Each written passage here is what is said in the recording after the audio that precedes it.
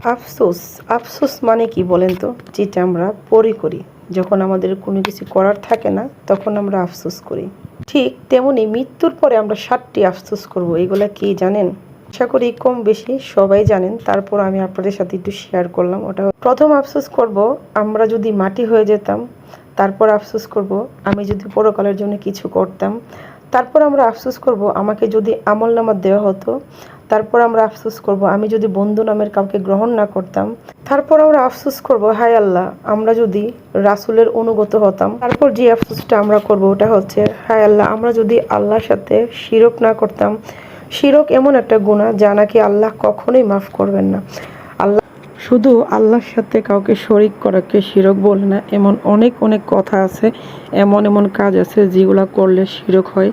কিন্তু আমরা হয়তো বা অনেকেই জেনে বা না জেনে অনেক সময় শিরক করে ফেলি। আল্লাহ তাআলা আমাদেরকে মাফ করুক।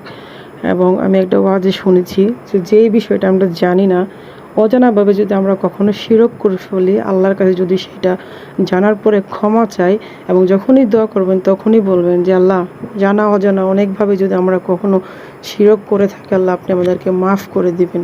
আর যদি জেনে বুঝে জানার পর আপনি শিরক করেন, তাহলে আল্লাহ কখনোই মাফ করবেন না। আল্লাহ আমাদেরকে বোঝার তৌফিক দান করুক।